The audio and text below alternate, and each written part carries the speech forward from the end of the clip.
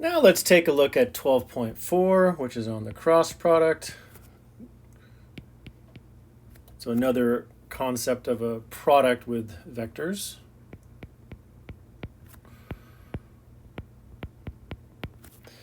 So this is on the cross product, sometimes called the vector product.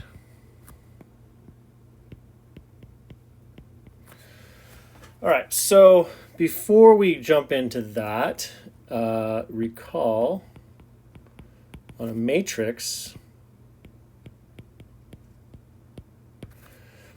so if you have some matrix, and I remember doing this at one point and someone told me they'd never seen it before, so you may want to look it up, or I mean, I'll give you enough that you need here, but so for a matrix, you have, for example, matrix 1, 2, 3, 4.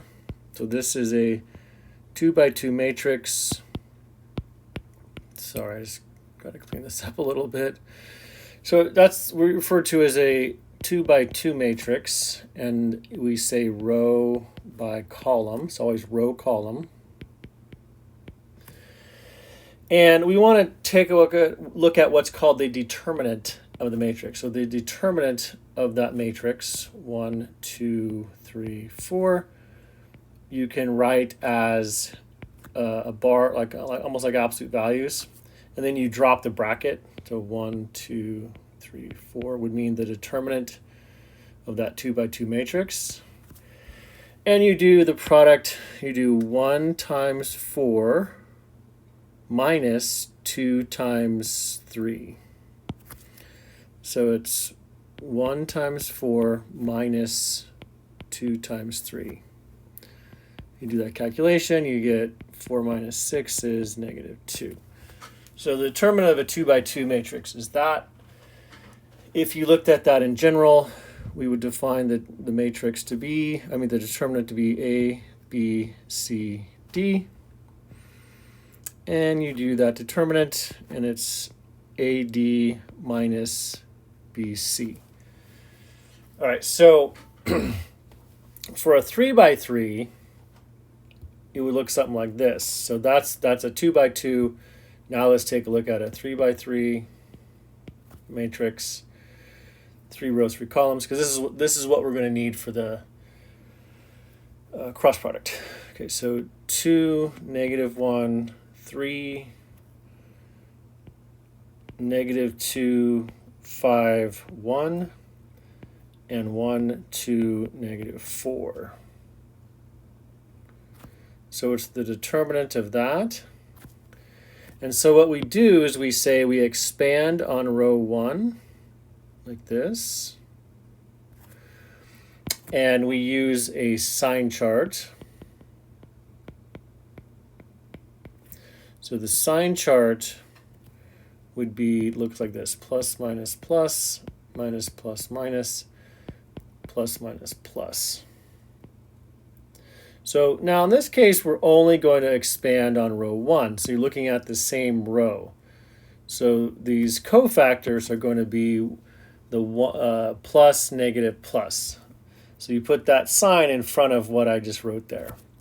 So this is equal to, I'm going to move this down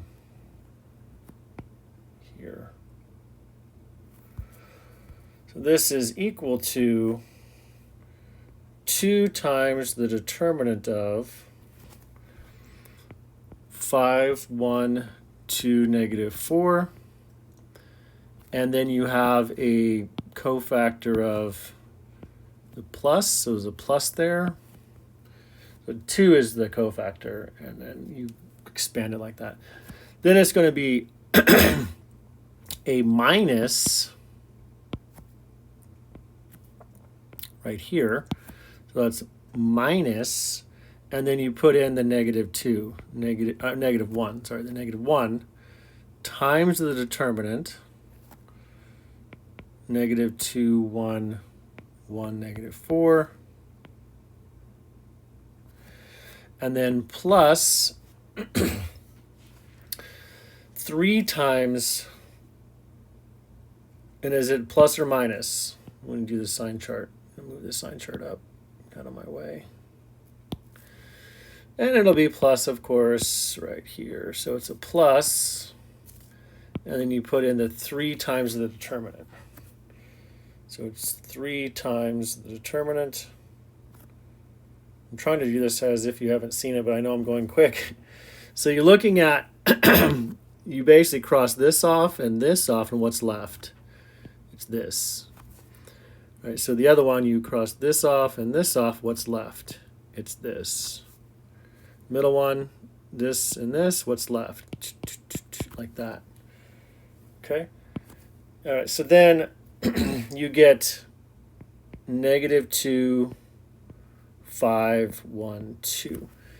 And then you calculate that 2 times the determinant, so it'd be -20 minus 2. That ends up being a plus. That'll be 8 minus 1, and then plus 3 times -4 minus 5. You do that calculation. 2 times -22. That'll be end up being what, a +7, and then plus 3 times -9. So that ends up being -44 plus 7 minus 27 is equal to -64. I did that last part earlier, so that, and that gives you -64. Okay, we're not going to just do determinants. You do more of that in linear algebra, actually, after this class, if you're continuing. So let's define, so knowing that, the punchline here, basically we're going to put in I, J, and K on all those. So we put in I, J, and K, and then we expand. That's how it ends up working. Okay, so here's the definition of cross product. So definition,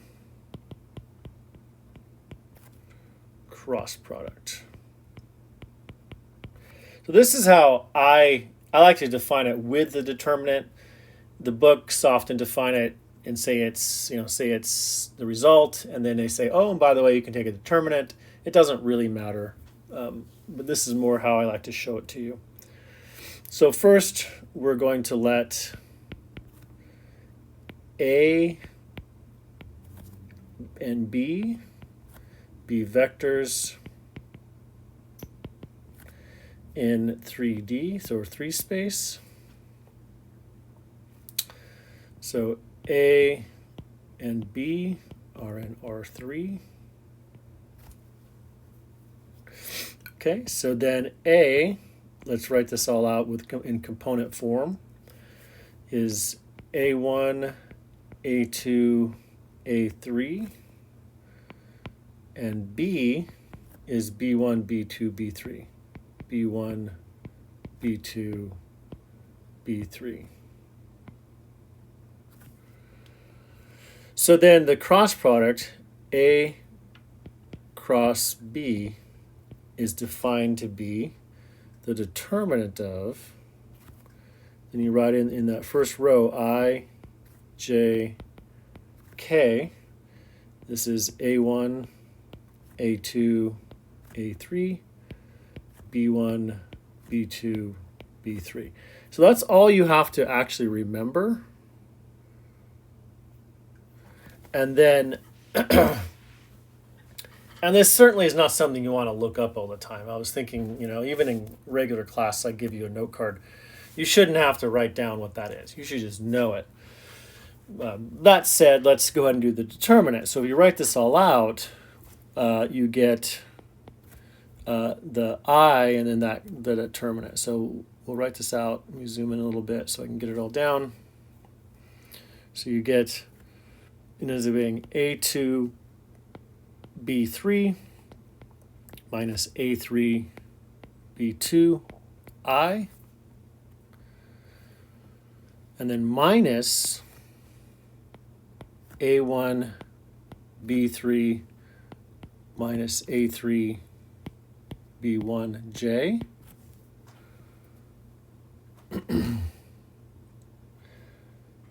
Let's move that down. We'll keep this all in one line.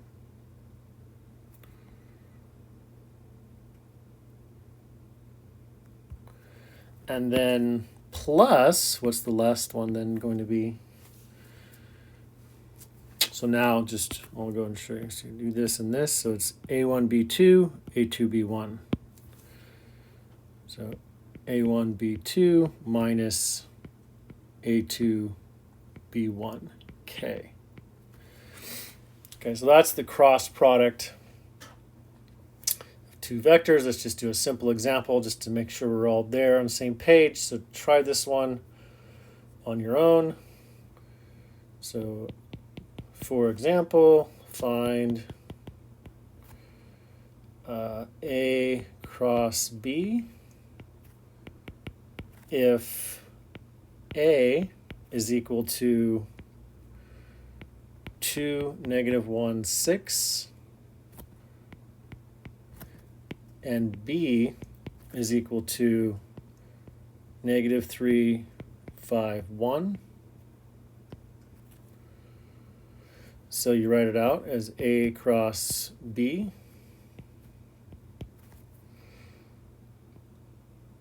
This is the determinant of I, J, K. So you write that out. And then 2, -1, 6, -3, 5, 1. So usually in class I'd have you try this, make sure we're all on the same page. So go ahead and do that, calculate that. I'm not going to write it all out. See what you get. Okay, so then you get -31i minus 20j plus 7k. Your calculators and computer programs, of course, will calculate those cross products. Don't rely on that though, because like I might put in variables and different ways of looking at it, and find a variable such that blah blah blah. So you want to think of this more as a technique in general.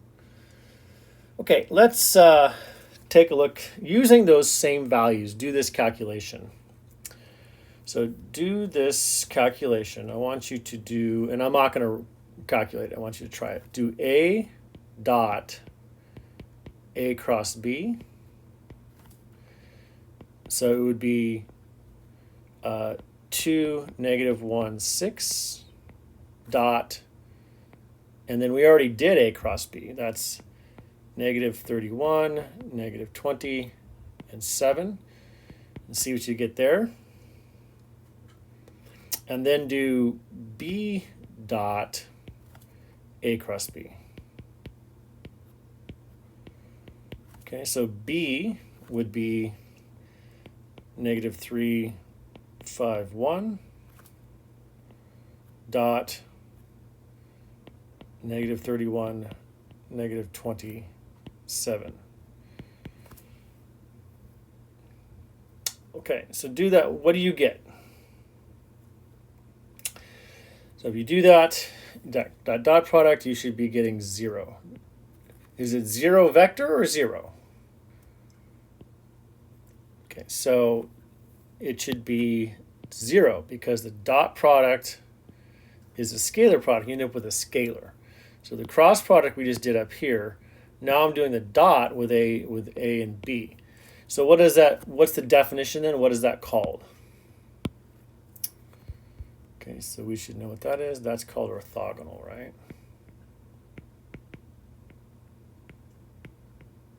So that means that A and B are orthogonal to the cross product.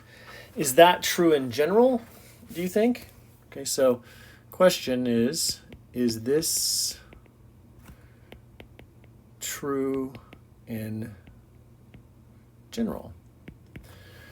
So if you do a cross of two vectors and then dot, do you always get 0? So is that true for any vector, or is this just a special case?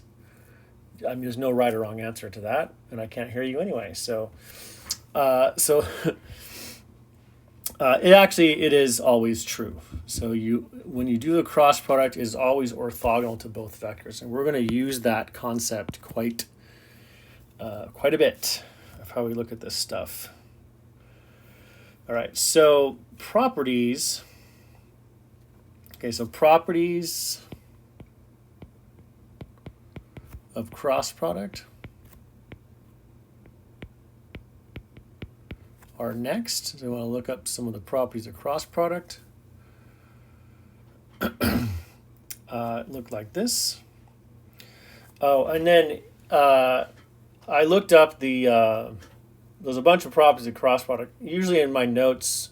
So look it up. These are the algebraic properties. So look up what I would call algebraic properties. They're kind of the boring ones, basically.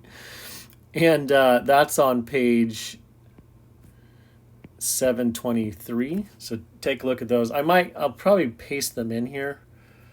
I'll leave some space for that. But what I want to focus on is the geometric properties. These are a little more interesting. So let's look at the geometric properties of the cross product.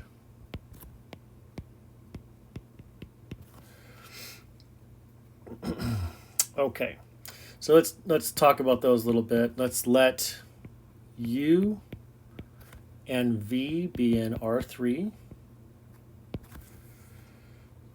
Okay, and then so we have U cross V is defined to be the determinant of I, J, K, and then it'll be U1, U2, U3, V1, V2, V3.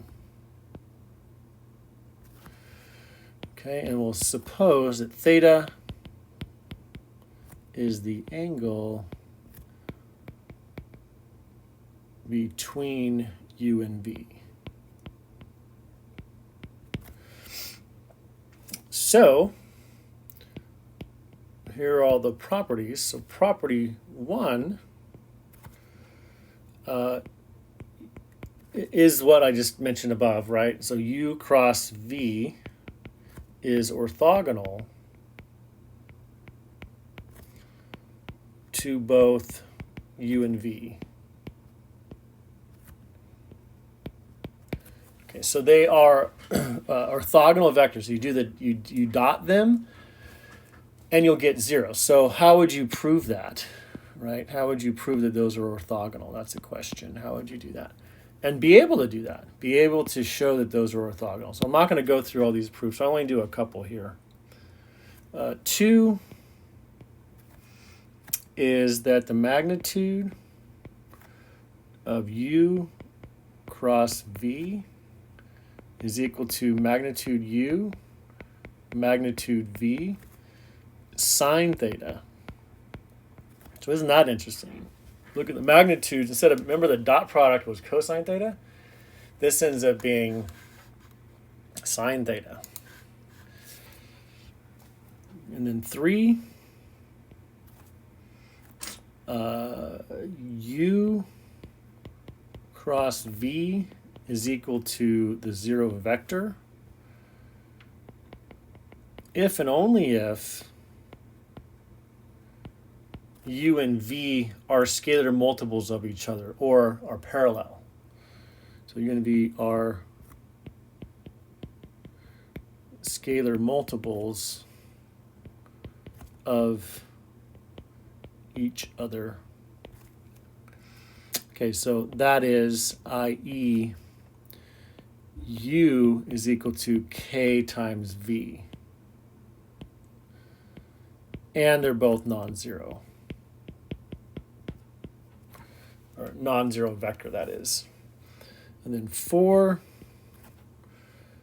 magnitude of U cross V is equal to the area of the parallelogram formed by U and V. Remember when we did the adding of two vectors and did that parallelogram? Basically, it's that. Okay, so I'm finished writing that out. Area of the parallelogram formed by U and v as sides. So if you have u and v, so here's your u, here's your v, and so you basically just copy that and then paste it. It'll make that dotted. But first we'll copy that, paste that, and we'll make that dotted. So that parallelogram. Now I'm going to just come back through and make it a dotted line.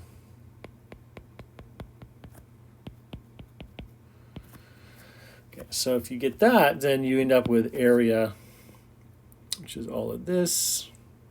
And that can be done by just doing the cross product and magnitudes.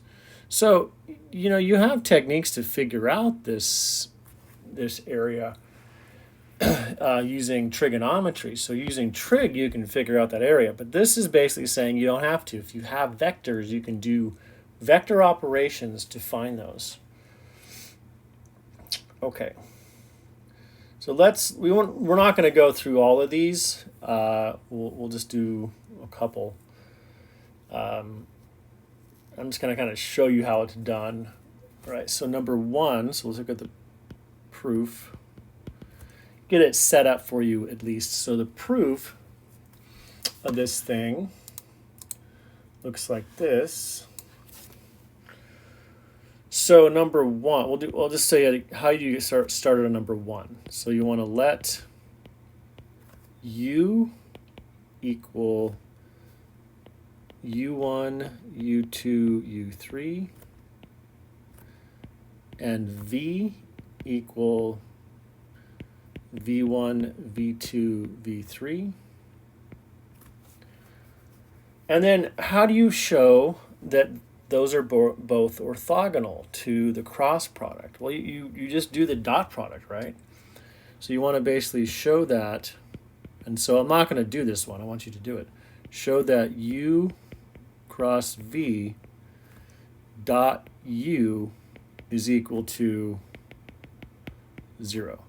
And then similarly, u cross v dot v is equal to 0. So does it matter the order of this dot product? First question. And the answer is no, because it's a property. There's commutative property of the dot product. So one question I have, and I didn't really cover it earlier, do you have a commutative property of the cross product? And I might as well cover that now. So if you change this order, is it going to matter? So basically you're changing order of those. And the answer is yes, you'll get a negative. So if you change the order, it's the opposite direction, which I'll hopefully cover more later in my notes. Okay, but I needed to throw that out there. So it doesn't matter the order you do the dot product, you're still showing it 0. So make sure you can do that. 2, again, another setup. 2 is to show this. And there's a proof in the book. You can check that out. But basically, I'll just show you how to get started. So you do the magnitude. You do the magnitude of u, magnitude v, sine theta, equal to, and then what you end up doing, you do magnitude u, magnitude v. You end up changing that to the square root of the positive square root of 1 minus cosine squared theta. And then, and that's using Pythagorean identity to solve that, or to substitute for sine theta.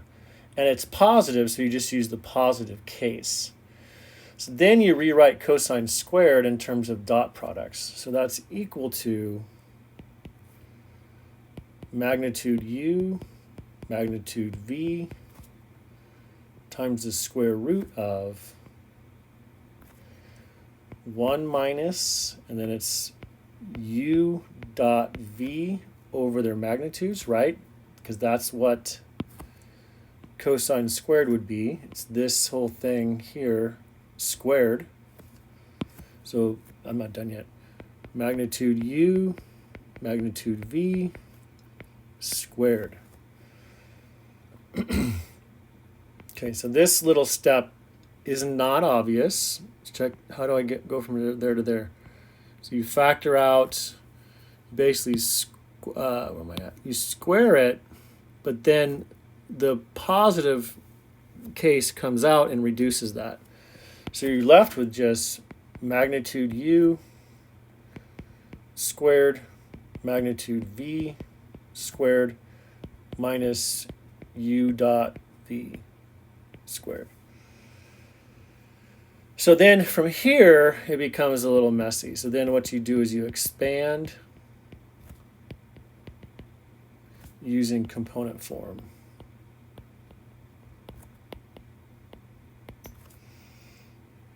Okay, and then you keep going and see if you can recollect it so that you just get the magnitude of the cross product. So then you'll see that that expanded form is the cross product. Okay, so I'll let you finish that. Let's see, where am I at? Okay, 3. Well, basically you can look at this. If these are off by a scalar, then that determinant's always 0. That's one way to think of it. Okay, so let's look at 4. This one is a little easier once you know 2. So let's use this, and how about I just copy it and make it a little easier on myself. Let's copy that and paste it down here. So we got these vectors, right? And then we're going to say that theta is the angle between them. And so we're going to drop this altitude. And so we're going to use the formula area is equal to base times height. So this is where we would look up area of a parallelogram. It's base times height, basically. And so the height, we'll call it h, is equal to, the height is, so this is a right angle. And so you have this triangle, so that height would be what? It would be, well, if you did, it's opposite. So sine theta is opposite over hypotenuse. The hypotenuse is magnitude of u. And so h is magnitude u sine theta. And so you're using that triangle to do it. So if that's the case, you get that's equal to the base, which is magnitude v, times the height, which is magnitude of u sine theta. And what is that? That is by the number 2, magnitude of u cross v. Because this is, by definition, not definition, by the property, so this is magnitude of the cross product. Okay, so again, we're converting things from using angles, and then we get angles out of there. So you got to think in your mind, 5 dimensions, 6 dimensions. The concept of an angle disappears, but these algebraic techniques don't. That's kind of why someone might do this. All right, we'll have a couple more examples in 2-4. Actually, let's just do one large one, then I'll be done with 2-4. Let's do another example. So find the area of the triangle determined by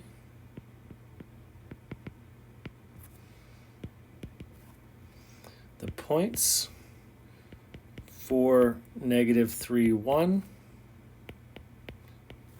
Q was P, and then P, Q, R. So R is 6, negative 4, 7.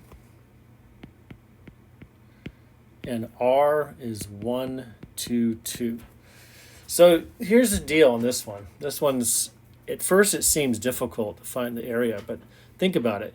You have 3 points, call them P, Q, and say R. So if this is P, this is Q, and this is R.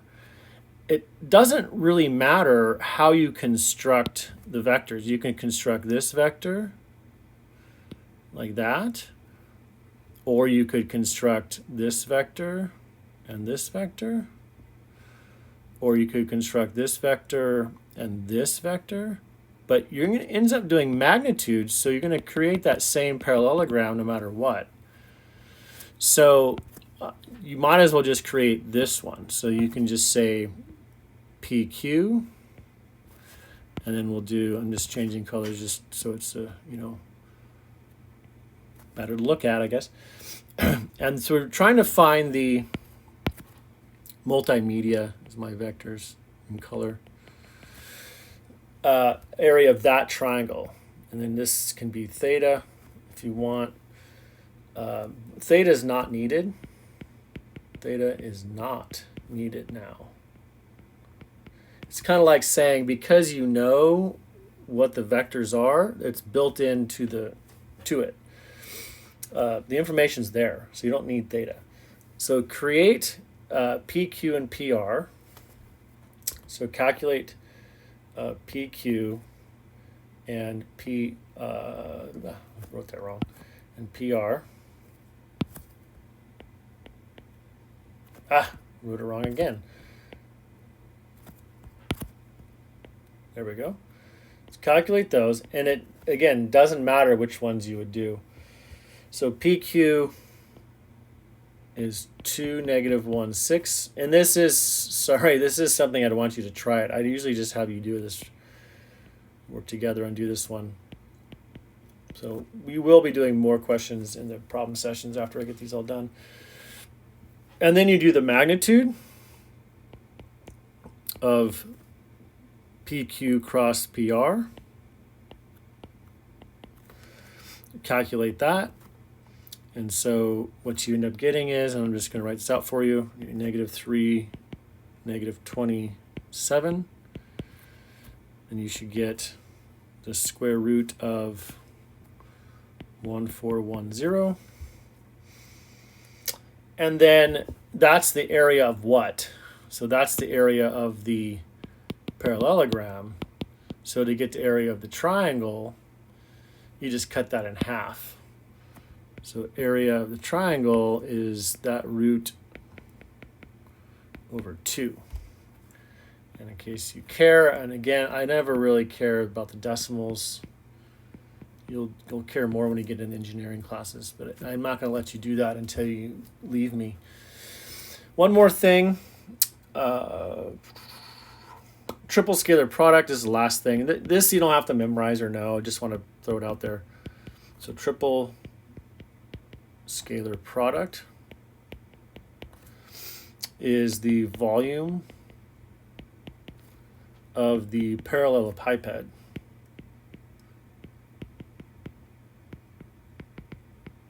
So if you have 3 vectors that create a solid, and this is good, I can't draw this one very well. Look in the book.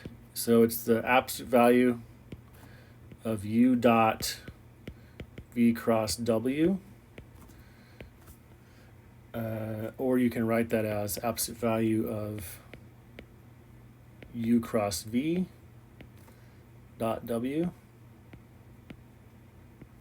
Oops.